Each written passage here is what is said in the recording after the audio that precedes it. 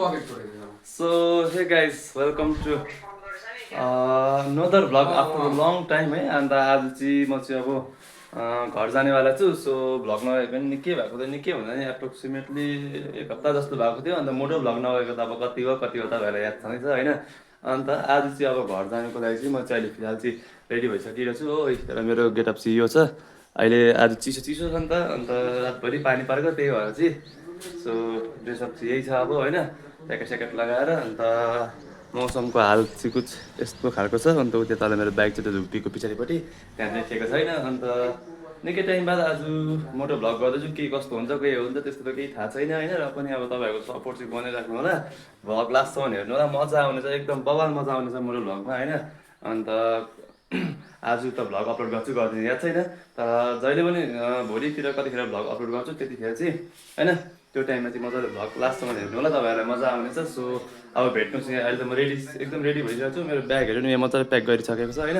So अब direct मोटो सेटअपमा भेट्नेछु। अनि यस्तो बर्बाद भएछ, यस्तो दिमाग खराब हुने काम भएछ हुन्छ नि, हरेस लाग्दो यस्तो इरी लाग्दो काम भएको छ। के भएको छ भन्दाखेरि चाहिँ यत्रो बेर म अहिले यहाँ राइडर पोइन्टमा छु होइन।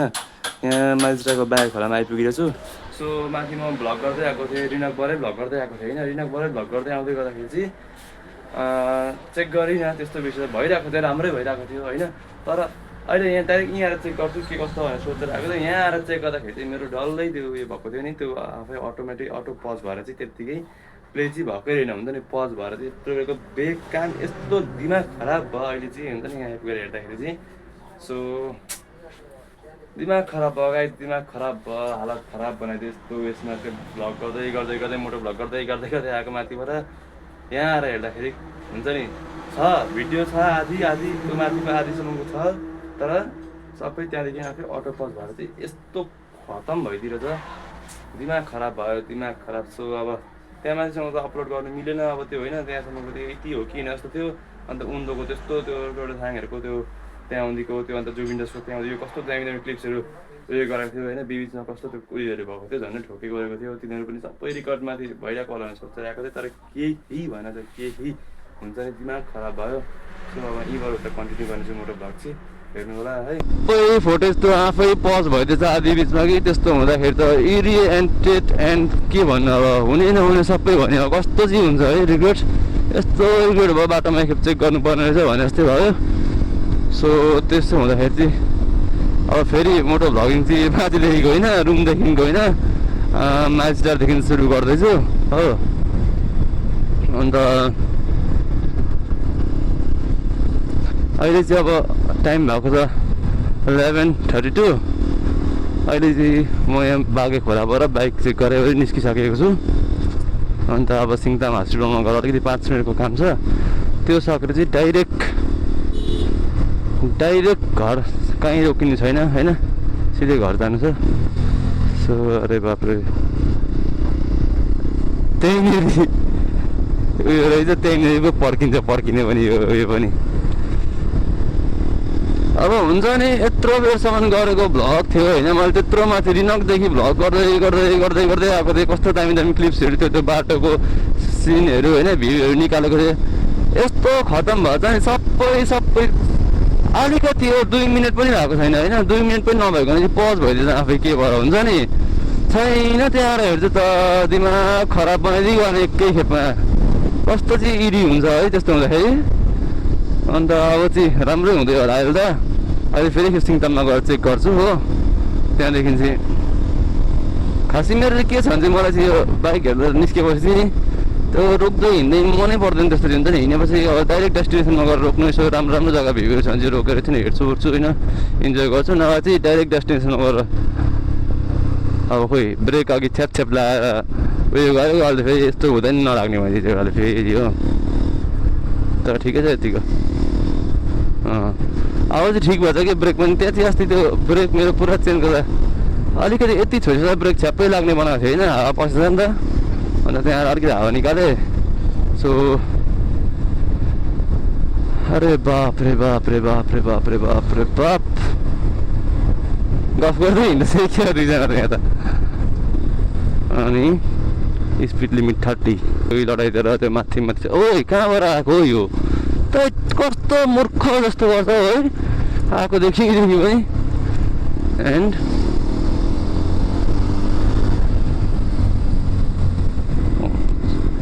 अहिले यो अब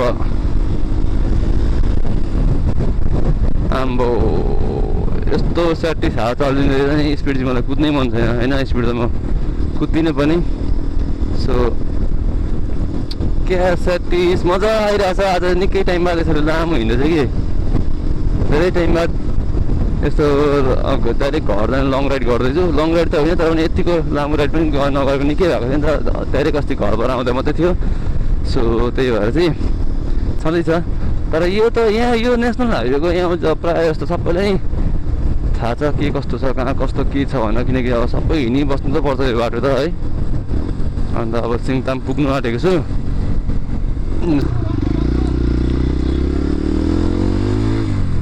र अब चाहिँ बाइक चाहिँ भित्र जानु दिँदैन हो सो त्यही भएर पार्किङ पनि रहन्छ भित्रै लगाएर आँखा निस्किँदै हाल्ने तर हामी बाइक भित्रै लिएर चाहिँ म एकछिन 2 मिनट राखेर चाहिँ यहाँ कहाँ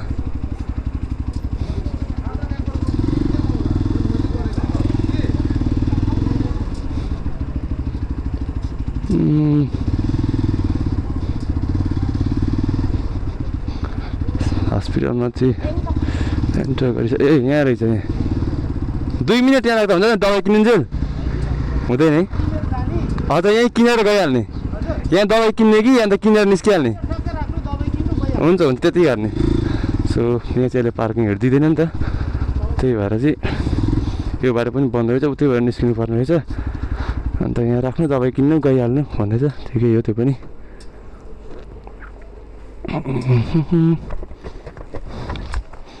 सो मेरो चाहिँ यहाँ बाबाको लागि दबाई लिएर जानु थियो अन्त यहाँ दबाई चाहिँ किन्दैछु हो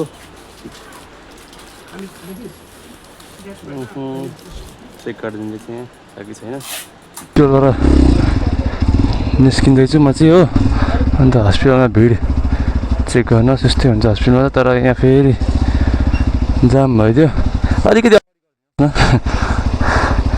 हुन्छ हुन्छ सो हस्पिटलबाट यहाँ काम सक्यो अब चाहिँ यहाँबाट अब चाहिँ कहीँ रोक्नु ओर्नु केही छैन डाइरेक्ट अब सिधै घरमा गएर मात्रै यो रोक्नु पर्ने चाहिँ सो यो पुल पनि कस्तो दामी बनाएको रहेछ अहिले त अब चाहिँ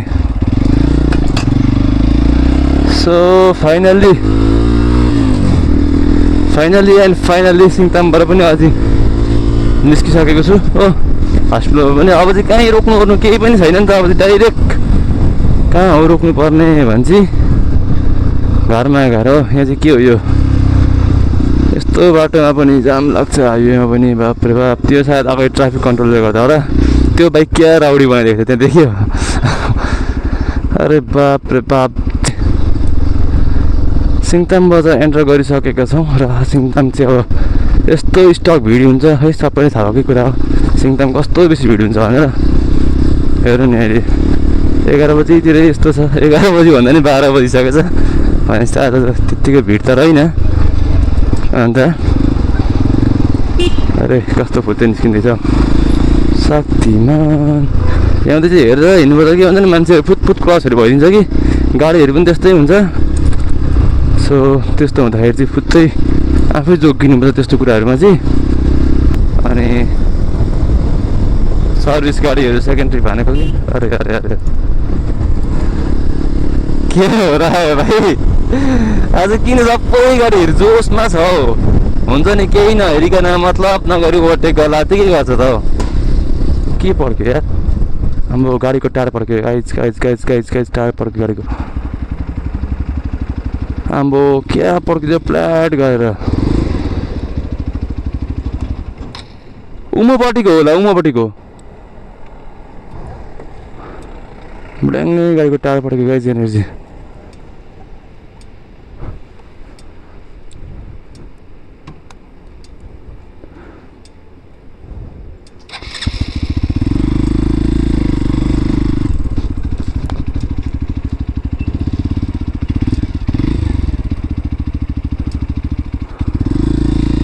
अब एनर्जी गाडीको ओखर टायर पुरानै गएको छ हो, सो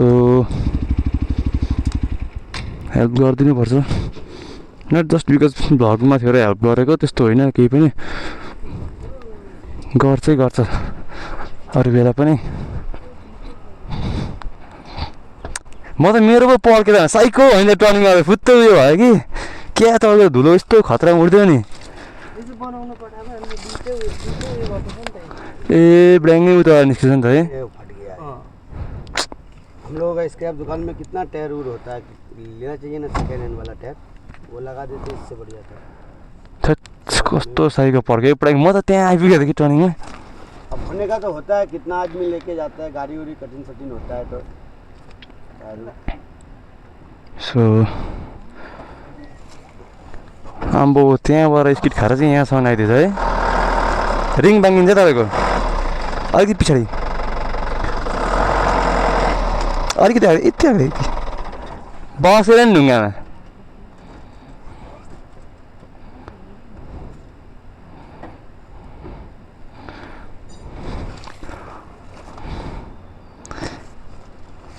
आम्बो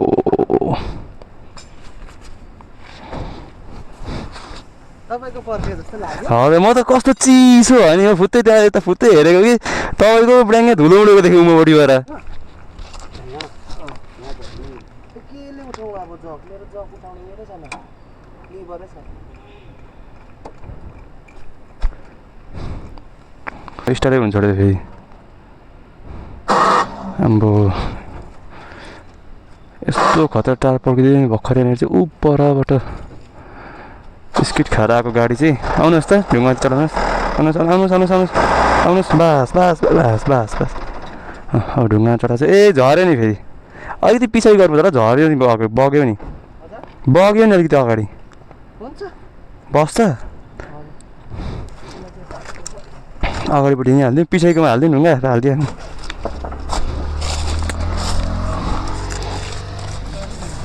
आम्बो यहाँदेखि स्किट खाएर आएको चाहिँ थैट धन्न गाइस ड्राइभरले चाहिँ जोगाएको अलिकति एक्सपिरियन्स हुँदाखेरि मात्रै होइन। अब यहाँनिर एउटा टायर ब्ल्याङ्गै पड्केको, यहाँबाट स्किट खाएको देख्दैछ तपाईँहरू। यहाँबाट स्किट हुँदै हुँदै म त मेरो टायर पड्क्यो भने यस्तो साइको भएको, यहाँबाट स्किट हुँदै हुँदै हुँदै आएर चाहिँ यहाँ आइपुग्छ चाहिँ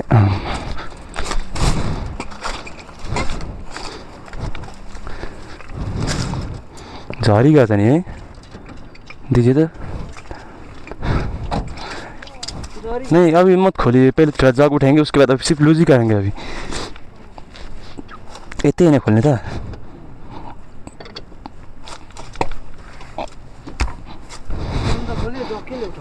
जग उठाउने लिभर छैन, एउटा गाडी रोकेर नआगौँ न।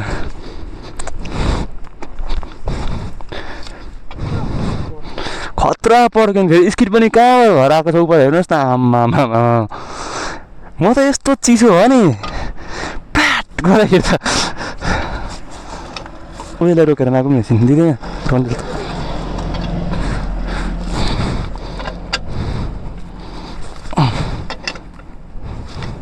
यसो भयो कि एउटा कुनै गाडी रोकौँ कि अनि मागौँ न दिभर चाहिँ।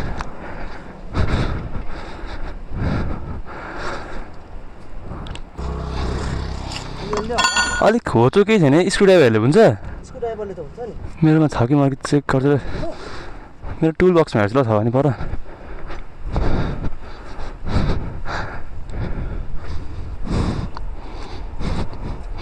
सो झन्डै गाडी ड्राइभर चाहिँ धन्न अलिकति एक्सपिरियन्स हुँदाखेरि मात्रै हो, नभए चाहिँ खतरा एक्सिडेन्ट हुन्थ्यो यहाँ चाहिँ हो।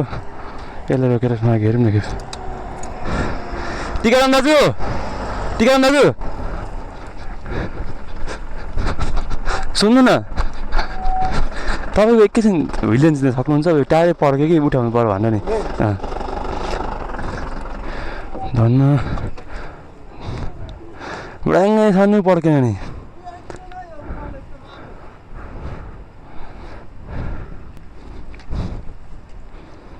सिलगढी जाने होला तपाईँ त है?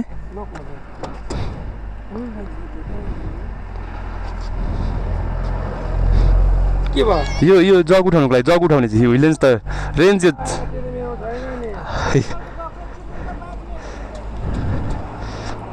ए हजुर तपाईँको यो रहेछ नि दिनुहोस् न एकैछिन यो जग जग राखेर कर्माले त फर्काउँदैन यसले त खालि त्यो हुँदैन देउँछ यो लानुहोस् कि जग ल जग 5 मिनट में हो जाएगा आपका लगे होइन सिलगढी सिलगढी गएको हाँ। वो पनि बिचु म रुम में कपड़ा बदलेगा बस हो जानु नि अन्त हाँ कतिखेर लुगा फेरेर कतिखेर त्यत्रो पर्खिन थाल्यो अन्त रोक्ने के लिए हुन्छ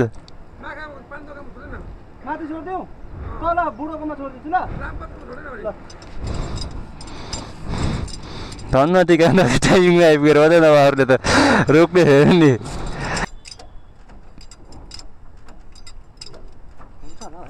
हुन्छ एकछिन ल ट्राई गर्नु त अलिकति उठाउनु पर्छ होला है हुन्छ पल्टु कहाँ छ त भइगयो हुन्छ बिस्तारै जानुहोस् दाजु हुन्छ बाई बाई